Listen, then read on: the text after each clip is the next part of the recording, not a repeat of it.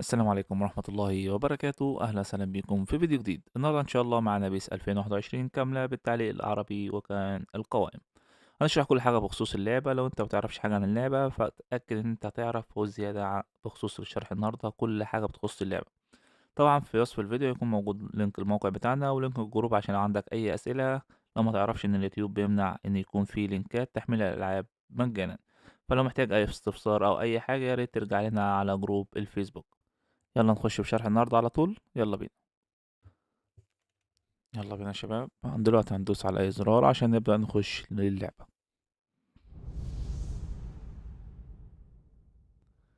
نختار العربي مفيش غيره، وبعد كده هنا قياسي.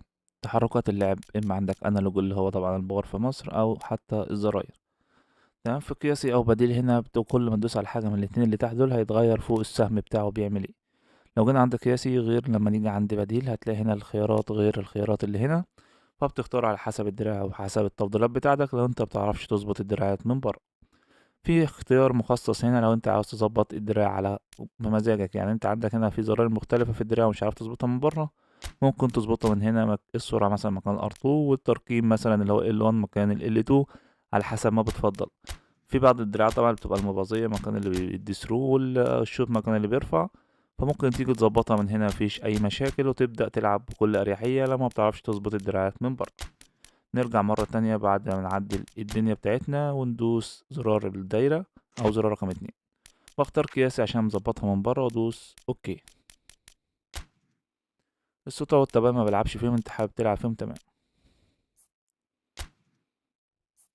طبعا الشباب اللي متعود يشوف فيديوهات بيس القديمة عارف ان انا اول حاجة اخش عليها هي اعدادات النظام عشان ابدأ اقفل صوت الموسيقى داخل اللعبة.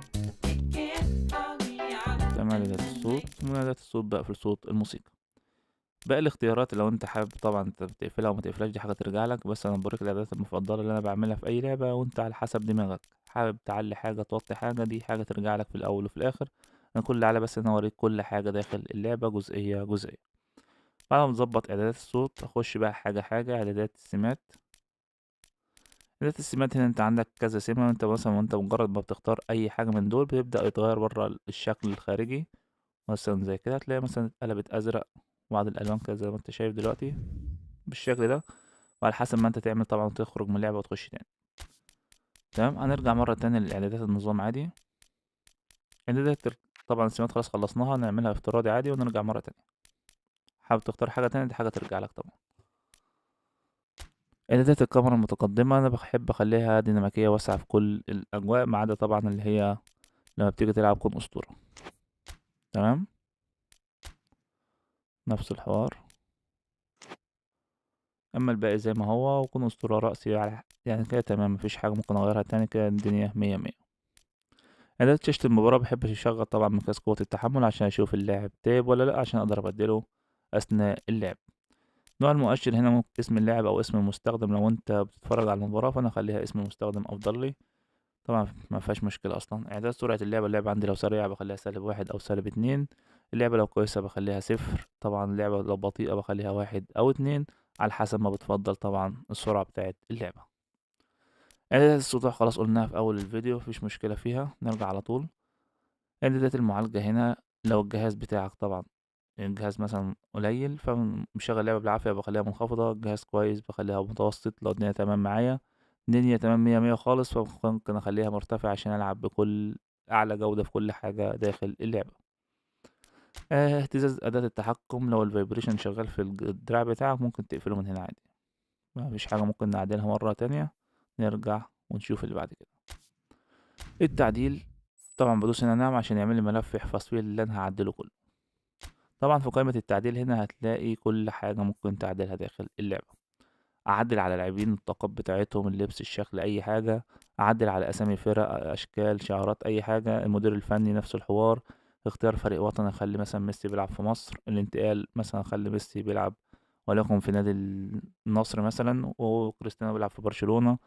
الملاعب عندك تغير اسم ملعب أو تخلي ملعب يخص فريق معين. المسابقات كذلك تغير اسم مسابقة أو تعمل حاجة داخل المسابقة يعني انت تخصصها. هيكل المسابقة غير مثلا نظام التصفية او نظام المجموعات.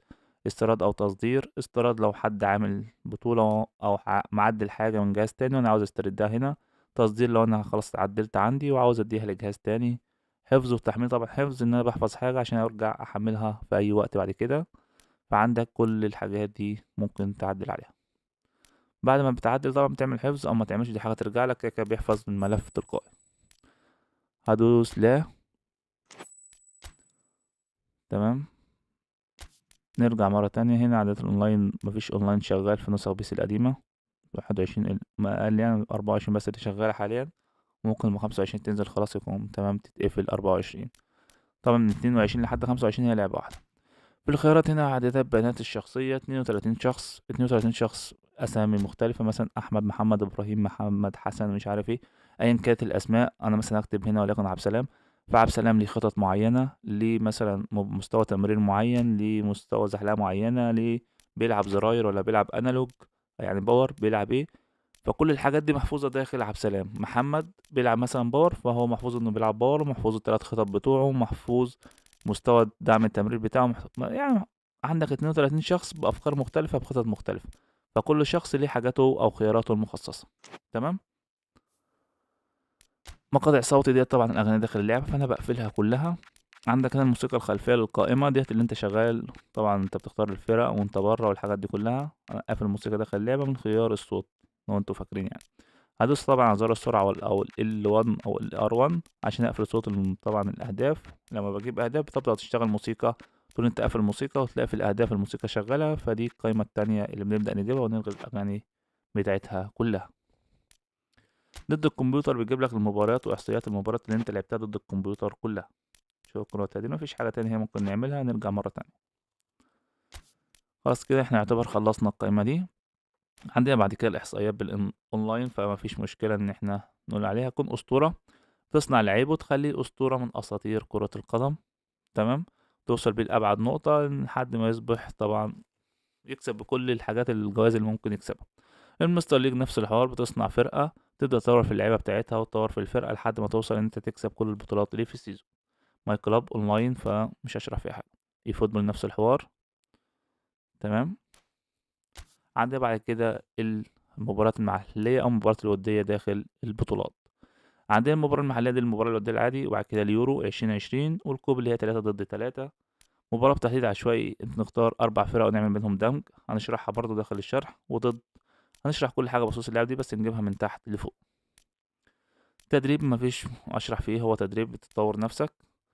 والاتنين دول أونلاين مفيش مشكلة. نخش على الكاسات. عندنا اليورو 2020 بطولة أندية أوروبا، كأس محترف أوروبا، أمريكا الجنوبية، دوري أبطال آسيا و AFC تشامبيونز ليج. تمام. كأس العالم، كأس أفريقيا، كأس أمريكا، كأس آسيا، وكأس كونامي ده كأس مخصص بتعمله أنت من نفسك. بعد كده نخش على الدوريات. أهم الدوريات الدوري الإنجليزي القسم الأول والتاني، نلعب طبعا الأول. الدوري الفرنسي، الدوري الإيطالي، الدوري طبعا الأسباني، الأرجنتيني، دوري كونامي اللي أنت بتعمله بنفسك. تحدد حاجات معينة، فعندك جميع الدوريات اللي ممكن تلعبها داخل اللعبة قدام حضرتك. تمام. دوري كونامي زي ما قلت لك بتعمل دوري انت تظبط الدنيا اللي فيه كلها زي ما تحب، بالفرق، بالدنيا، باللي من يصعد من اللي يهبط، الكلام ده كله.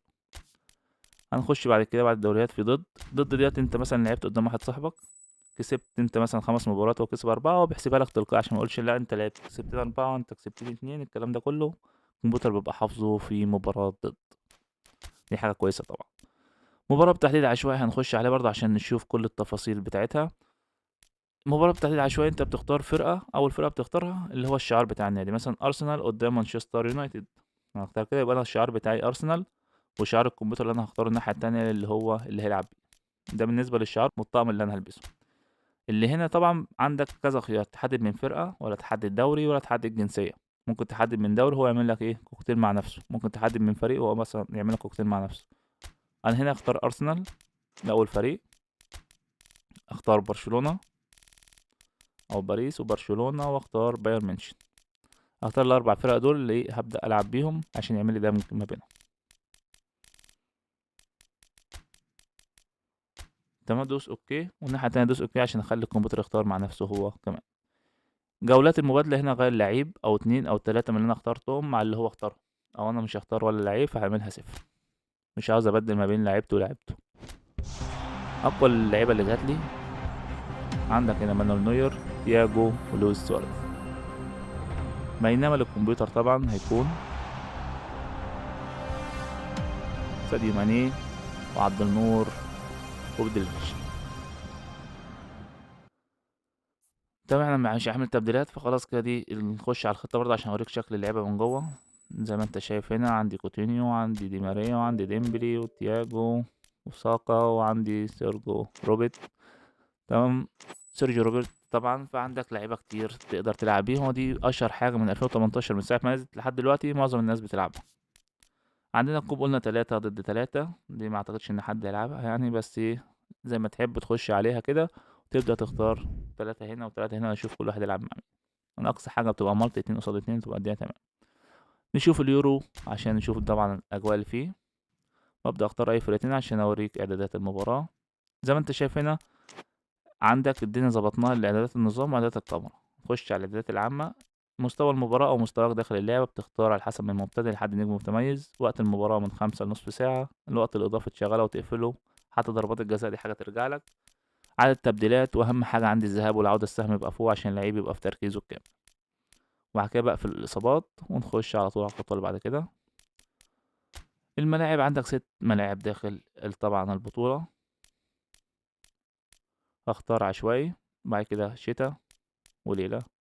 عاوز تخليها بقى ممطرة تلج مش عارف ايه، دي حاجة ترجع لك. تمام. بعد كده الملابس، عندك هنا كل فرقة أو كل منتخب ليه طقمين.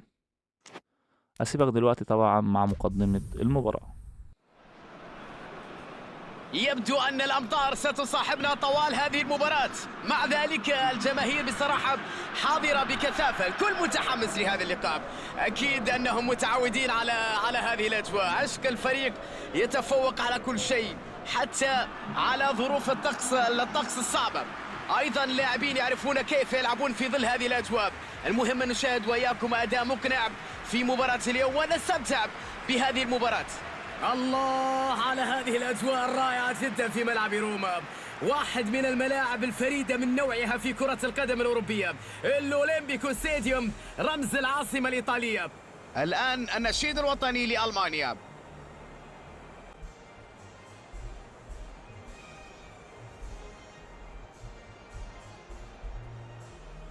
ثم الدور الآن على المنتخب الآخر في السلام الوطني.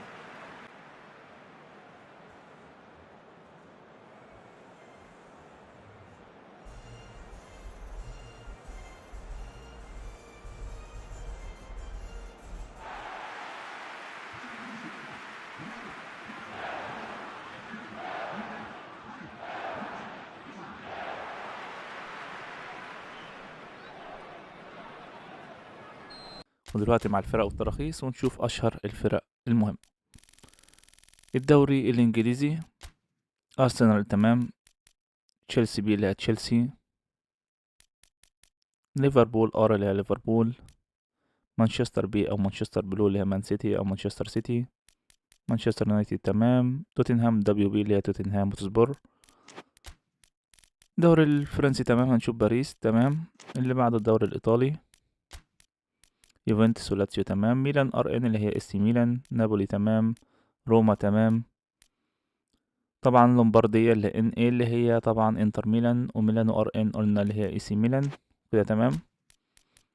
الدوري الاسباني معظمه مش مترخص، بس اهم حاجة عندنا اللي هي مدريد روسيس ار بي اللي هي طبعا اتلتيكو مدريد، ومدريد شامبرتين بي اللي هي ريال مدريد. طبعا بايرن ميونخ في فرق أوروبية أخرى. وعندنا هنا دوري أبطال آسيا اللي فيه معظم الأندية القطرية والسعودية. عندك الأهلي والهلال والنصر طبعا والوحدة، وفوق طبعا السد القطري والدحيل. عندك في معظم الفرق الموجودة يعني. باتش هيظبط لك الدنيا دي كلها. خش على إعدادات المباراة العادية في الكلاسيكو. يلا نخش دلوقتي على إعدادات المباراة. طبعا زي ما قلنا قبل كده في اليورو ان الاعدادات العامة هي اللي هنخش عليها، اما اعدادات النظام واعدادات الكاميرا شرحناهم سابقا فمش هنرجع عليهم مرة تانية لوقت الفيديو. الاعدادات العامة مستوى اللعب عندك من مبتدئ لحد نجم متميز. وقت المباراة عندك من 5 دقايق لحد 30 دقيقة. الوقت الإضافي أو ضربات الجزاء حابب تشغلهم أو تقفلهم دي حاجة ترجع لك. الاستبدالات اللي أنا بخليهم 6، شوف زي ما أنت عاوز بخليهم كام براحتك. أهم حاجة عندي الذهاب والعودة يبقى السهم بتاعهم فوق. ليه؟ عشان اللعيب يبقى بتركيزه الكامل، عشان لما تيجي تركن ارتو او ما تيجي تبازي او الحاجات دي كلها بتأثر في جودة اللعب. تمام. أهم حاجة عندي الذهاب والعودة سهم فوق. الإصابات بقفلها والكور. الكور عندي 40 كورة غير اختيار عشوائي، هقولهم لك بشكل سريع. وقلنا قبل كده هقولها تاني إن الباتشات بتظبط كل حاجة داخل اللعبة، بتغير الكور، بتغير أرضيات الملعب، بتغير الأطقم بتاعة الفرق، بتخلي ريال مدريد اسمه الحقيقي، ومعظم الفرق يعني الأسماء بايظة بتخليها اسمها الحقيقي. الانتقالات ميسي طبعا بيلعب في ميامي، كريستيانو بيلعب في النصر، إلى ما لا ذلك. خطة اللعب زي ما بوريك بس بشكل سريع عشان أوريك كل حاجة داخل اللعبة قبل ما تحملها عشان تعيش معايا أجواء اللعبة. عندها 33 ملعب غير طبعا اختيار ملعب الفريق واختيار عشوائي. طبعا أنا بوريهولك بس بشكل سريع. نرجع بقى بخصوص الباتشات. أنا قلت لك طبعا بتظبط كل الفرق والأطقم والانتقالات والأحذية واللي عندك كل حاجة. عندك طبعا أنصحك بباتش سوبر ستار عشان أي نعم الباتش حجمه كبير بس مديك حاجات نظيفة. بعد ما ظبطنا خلاص بقى نخش دلوقتي على الملابس هنا عشان برشلونة طبعا مترخصة عندها 3 أطقم بينما ريال مدريد طقمين فقط. نخش على مقدمة المباراة العادية، يلا بينا. سيداتي انساتي سادتي احبائي في كل مكان، طابت اوقاتكم بكل خير. مرحبا بكم معنا في مباراة اليوم. اجواء جميلة قبل كل شيء. اللقاء سيقام في طقس رائع جدا بصراحة. جو كورة، جو يساعد اللاعبين على التألق، لذلك نتوقع أن نشاهد كرة قدم ممتعة. حديث للاعبين، يلا أعطوني ما لديكم، قدموا الكرة القدم اللي ننتظرها اليوم. الله على الروعة هنا في هذا الملعب. أجواء مشتعلة وكل شيء جاهز من أجل خلق الأجواء المثالية لمباراة كبيرة.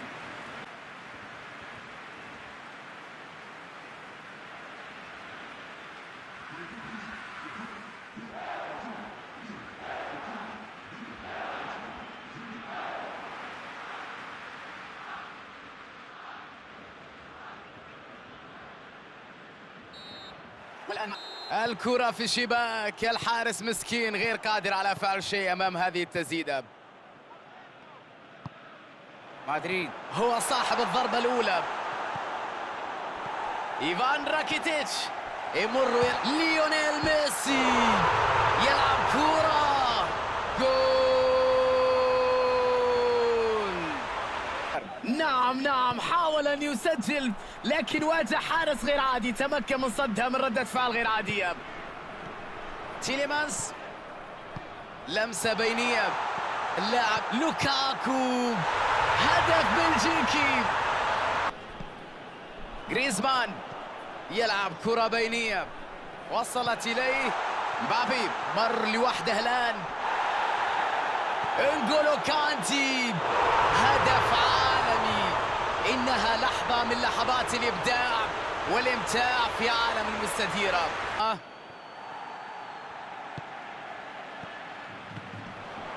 يلعب كرة بينية طويلة، يسددها سواريز، هدف لبرشلونة.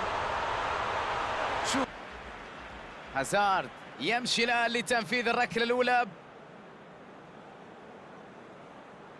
هازارد يتقدم إلى منطقة الجزاء من أجل أن ينفذ الركلة الأولى. هل يحصل على الأسبقية؟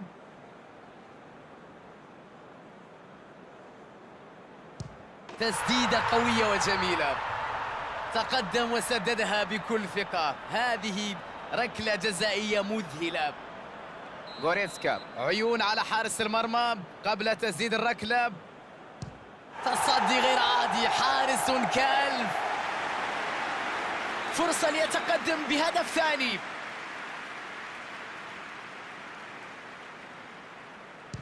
يتصدى لها الحارس. تألق الحارس في إنقاذ الكرة. الآن يتقدم اللاعب الثاني.